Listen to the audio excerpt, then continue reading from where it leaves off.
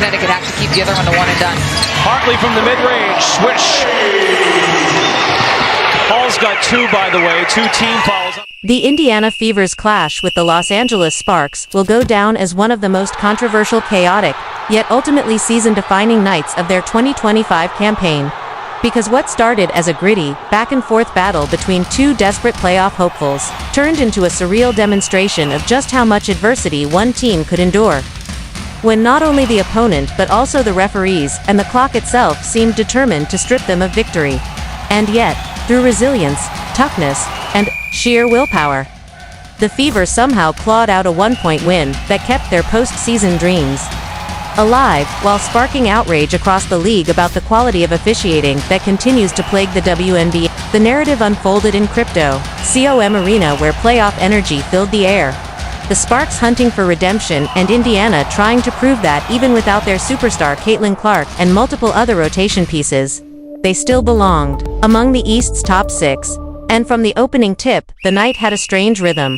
With whistles blowing in awkward stretches, possessions extending unnaturally long, and every little bump or brush being magnified depending on which side of the ball it occurred, leaving players, coaches, and fans in disbelief as the contest inched toward a conclusion that felt less like basketball and more like a tug-of-war between competition and officiating interference. Yet when the dust settled, it wasn't the Stripes who decided the outcome but Odyssey Sims, Aaliyah Boston, and a group of short-handed Fever fighters who refused to fold. Indiana entered this matchup severely undermanned, missing Caitlin Clark once again due to her lingering injury that has kept fans anxious about her return.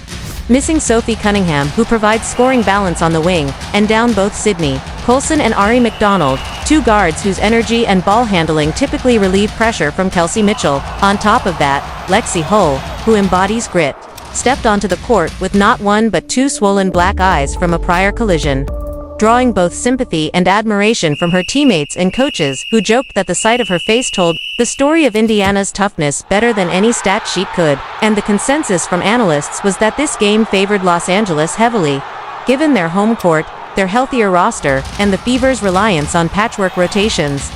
But Indiana has thrived all season on defying odds, and once again, they leaned on Boston's interior dominance and Sims' veteran steadiness to craft a response. Still, no one could have predicted the level of officiating absurdity that would overshadow the night's heroics. Because while questionable whistles are unfortunately nothing new to WNBA fans, the way this game's final seconds played out bordered on farce. With Indiana clinging to a 76-75 lead, the Sparks looked to inbound and manufacture a miracle. But instead of letting the flow determine the outcome, referees inserted themselves repeatedly, resetting the clock in confusing ways, calling light contact on one side but ignoring heavier collisions on the other, and granting Los Angeles possession after possession as if the Fever hadn't already sealed defensive stands, stretching what should have been a natural 3.9-second finish into what felt like an eternity of frustration. At one moment, Kelsey Mitchell earned a trip to the line, a chance to ice it, but she shockingly missed both free throws, a lapse that seemed destined to haunt her. Yet Aaliyah Boston rose up with a season-saving defensive play, intercepting an interior feed and securing possession, only for more clock confusion to reignite suspicion. And when Mitchell returned to the stripe with 0.4 seconds remaining, she bricked the first attempt and left the door cracked. But even then, the expectation was that the game was effectively done, until the officials allowed another inbound with a mere 0.1 seconds on the board, a decision that ignited outrage across social media because anyone who understands basketball knows that no legitimate play can be executed in less than a blink, leaving players throwing their hands up in disbelief.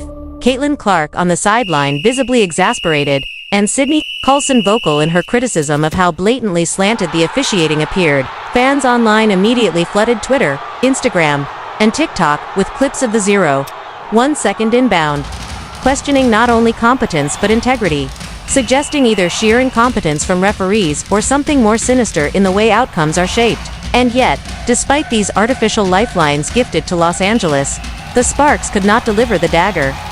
Because Boston patrolled the rim like an immovable wall, rejecting drives, snatching rebounds, and ensuring that the ball harmlessly bounced away as the buzzer finally sounded for real this time, allowing Indiana to escape the circus with a win that felt less like basketball and more like survival against forces beyond their control. The context only magnified the importance.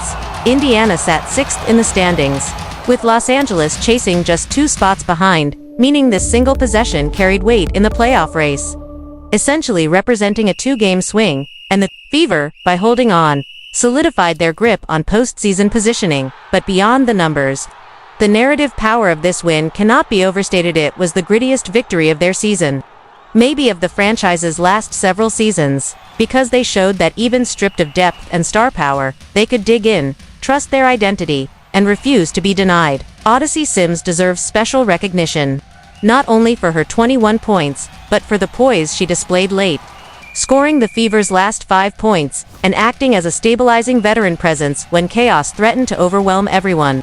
For a player who has worn many jerseys and even donned Sparks colors in her younger years, her ability to step onto this stage and silence her former team with clutch shot-making was poetic, and it underscored the value of experience in crunch time. Mitchell, despite her free throw struggles, had carried much of the ball-handling burden all night, navigating pressure without her usual backcourt support, while Hull fought through her injuries with fearless defense, spacing, and hustle plays that don't always appear in box scores, but that championship-caliber teams recognize as essential. And then there was Boston, the anchor, whose stat line alone could not capture her dominance, because she dictated the paint defensively, altered countless shots, and on offense provided post stability, putback points, and screens that freed her teammates for opportunities. Time and again when Indiana needed a steadying force, she supplied it, reminding everyone why she was drafted as the cornerstone and why the Fever's future, with or without Clark temporarily sidelined,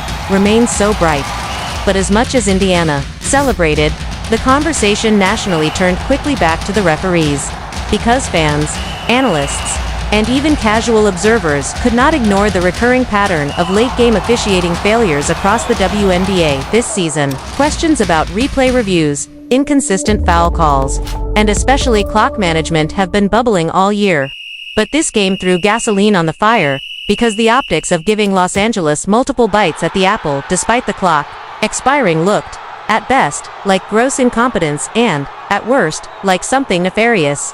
And that perception matters, because in a league fighting for mainstream respect, television ratings, and legitimacy, the last thing the WNBA can afford is viral clips of botched officiating overshadowing what should be thrilling, authentic basketball moments. The Fever players themselves voiced their frustration afterward. Caitlin Clark, though sidelined, was visibly upset, shaking her head on the bench and later hinting at her displeasure on social media, while Sydney Colson, known for her called out the absurdity directly, echoing the sentiment of thousands of fans who felt the league embarrassed itself again. Still, hidden in the frustration is the lesson of this game. Indiana, against all odds, found a way to overcome stacked decks, questionable calls, and missing personnel. And in doing so, they galvanized their identity as a team defined not by circumstance but by resilience, proving to themselves and their critics that they could withstand storms and still push toward the postseason. In the long arc of a season, there are games that simply count in the standings, and there are games that shift a team's psyche. This was the latter, because the Fever now know that even when everything seems to conspire against them, they have the toughness, the depth, and the heart to prevail. And if they do reach the playoffs, fans will look back at this bizarre night in Los Angeles not just as another win but as the night Indiana's season truly turned. The night they stared down not only the Sparks but also the Stripes, the crowd, the doubts, and still walked out victorious. Next week would need multiple days of practice before she then gets into a game. All able to hang on. The Indiana Fever's battle against the Los Angeles Sparks turned into more than just a basketball game. It became a statement about resilience, toughness, and the controversy that continues to hang over the WNBA, because without Lexi Hull's fearless contribution, Odyssey Sims' veteran poise, Kelsey Mitchell's relentless pressure, and Aliyah Boston's defensive dominance, the chaos of the fourth quarter would almost certainly have collapsed in LA's favor. Yet Indiana somehow managed to stand tall, proving to the league that they can endure storms on and off the floor. Even without Caitlin Clark, though her shadow dominated the post-game conversation in a way that made this one of the most dramatic nights of the entire season. To fully understand why, you have to look at how every Fever player on the floor embodied a survival-first mentality, beginning with Hull, whose swollen eyes and bruised face from a brutal collision in the previous game should have been enough to sideline most athletes, but instead, she stepped up, playing heavy minutes. hitting big buckets, including a dagger 3 that kept Indiana alive and diving headfirst for loose balls. Sprinting in transition, spacing the floor with her presence, and proving that toughness is not just a slogan for this Fever roster but their lifeblood, the identity that has kept them in playoff contention despite repeated adversity. And when she knocked down that late three-pointer, it was more than points. It was a message to LA and the rest of the league that Indiana's next woman up mentality is real. At the same time, Kelsey Mitchell, while imperfect in crunch time, and guilty of missing free throws that could have sealed it earlier, played the role of offensive engine all night, forcing the Sparks defense to stretch, demanding attention with her quick first step and scoring ability, and creating space for both Sims and Boston to operate. Because even when her shots didn't fall, defenders couldn't sag off her without punishment, and that gravitational pull defined the Fever spacing and opened opportunities in key moments, showing leadership in the absence of Clark by embracing the burden rather than shying away from it. And it's exactly that willingness to take responsibility, to say give me the ball, I'll figure it out, that kept Indiana alive in the most desperate possessions. Meanwhile, Odyssey Sims reminded everyone why experience matters. Because in a season where questions swirl about who steps up when stars sit, Sims stepped into the spotlight like she had been waiting for this very moment, scoring 21 points and delivering Indiana's final 5. Her steady composure and relentless attacking style, tormenting the very franchise she once played for, as she punished the Sparks defense again and again, cutting, slashing, finishing with both hands, and using her veteran IQ to read every gap in coverage. And when the game slowed into chaos, when whistles interrupted rhythm and players looked confused about what was happening next, Sims refused to blink, delivering the kind of clutch plays that win not only games but also respect. And that's why Indiana walked out of Los Angeles still in playoff position. Then there's Aliyah Boston, the franchise cornerstone, whose box score undersold her dominance. Because this was a night where her control of the paint made all the difference, her rebounding presence, her rim protection, her ability to alter shots without fouling, and her screens and post touches that anchored Indiana when everything else bogged down, all combined to remind the league why she is one of the most indispensable bigs in the game today. And when the Sparks tried again and again to muscle their way to a miracle in the dying seconds, it was Boston who stood firm, contesting without fear and sealing the win when chaos threatened to undo it all. Credit also has to go to head coach Stephanie White, who pieced together rotations on the fly, leaned on defense, toughness, and situational execution, and somehow kept her team steady through one of the strangest endings of the season, showing, once again, why her voice carries weight in the locker room and why this group trusts her leadership even when circumstances look stacked against them. Because she has instilled a culture of selflessness and readiness, where every player, whether starter or reserve, understands their role and embraces it.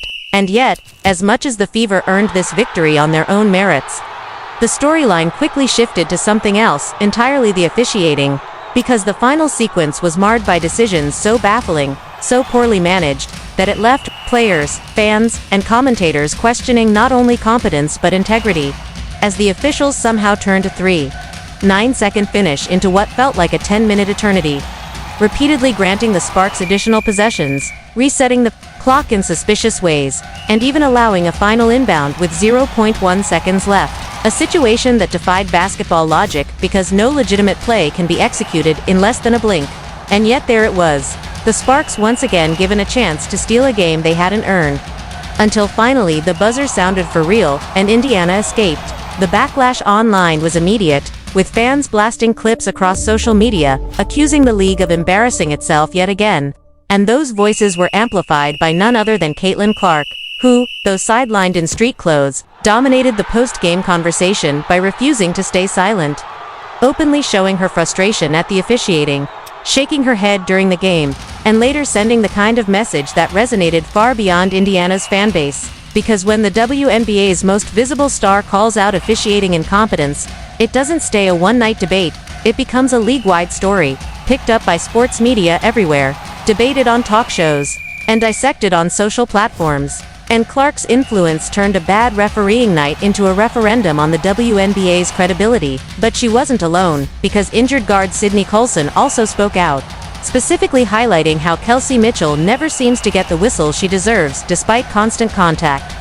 And going further to imply what so many players privately think, that officiating doesn't just feel incompetent, It sometimes feels like survival against unchecked physicality. A sentiment that resonated especially hard with Fever fans who watched LA get away with rough play all night, and when veterans like Coulson echo the frustration of young stars like Clark.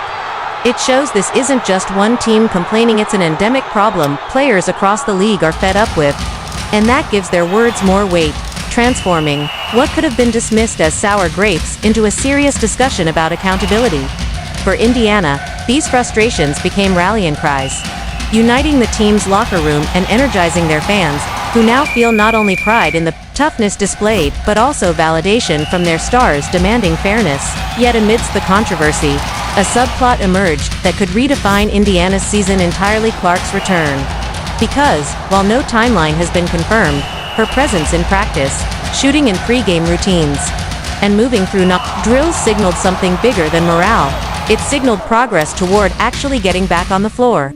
And every clip of her working out spread like wildfire online, fueling speculation and igniting hope, with fans posting reactions like she's back even for the smallest glimpses, because Clark's gravity is unmatched in today's sports media landscape. And the idea of Indiana pairing this newfound resilience with the return of their generational playmaker changes the entire playoff picture, turning a scrappy survival story into one of dangerous potential. We've seen playoff runs flipped before when stars return at the right time, and Clark represents that same X factor, because her shooting stretches defenses,